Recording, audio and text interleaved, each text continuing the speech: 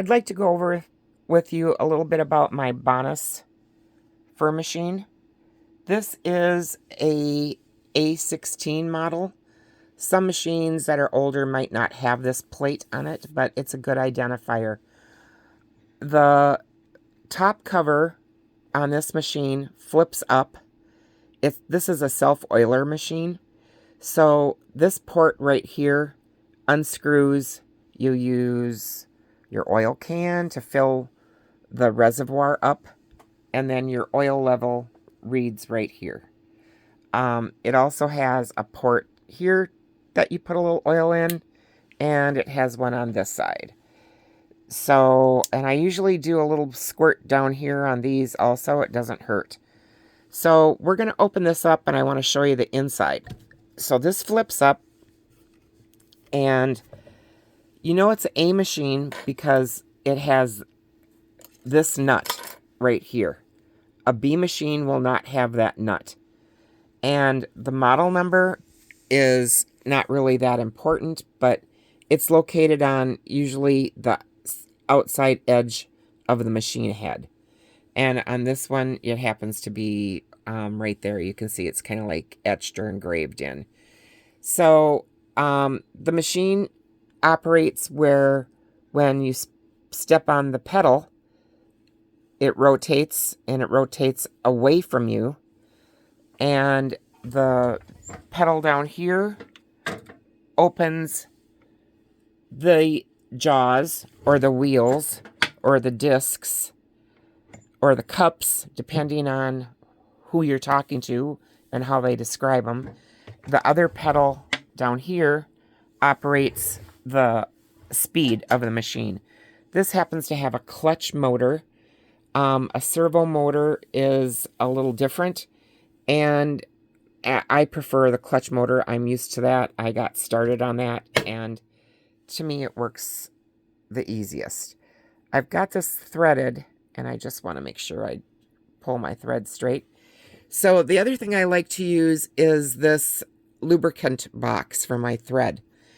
It has a felt pad in it, and you simply take, every time I start to sew, I put a couple drops of oil on my machine, and I also take and put a little bit of lubricant on this pad. And the box closes. I buy the lubricant in a large container, and then your thread just runs through those guides.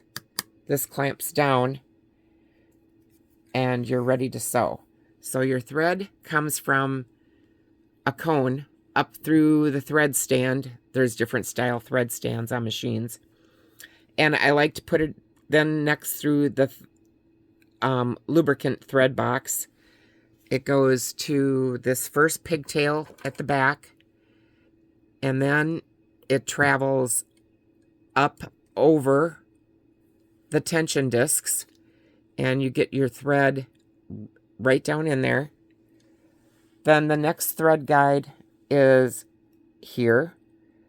Sometimes it's just a pigtail. It doesn't come off of the area up here with this bar, but this one has that. Then it comes down next to this thread guide.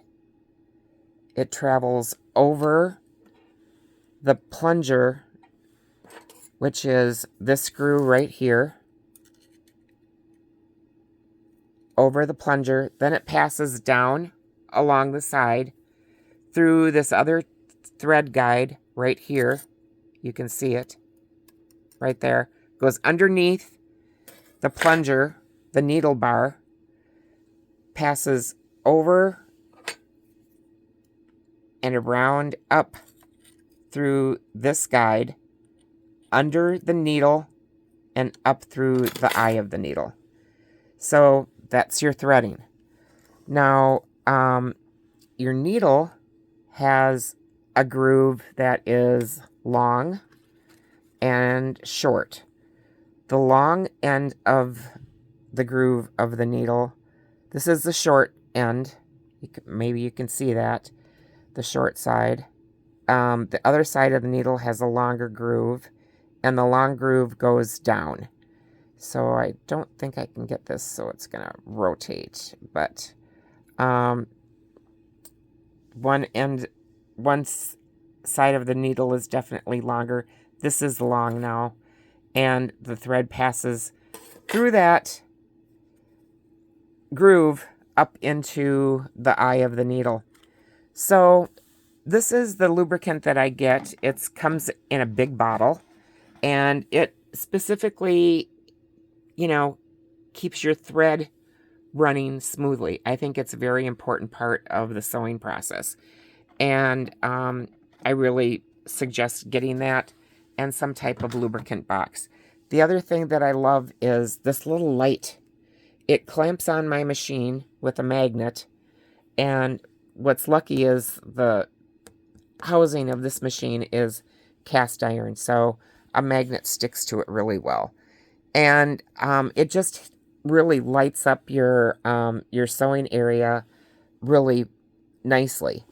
So this is just some tips on how, you know, this machine works and how to take care of it. And I hope this helps you out. So next I'm going to be doing one on how the machine sews. If you like, please like and subscribe.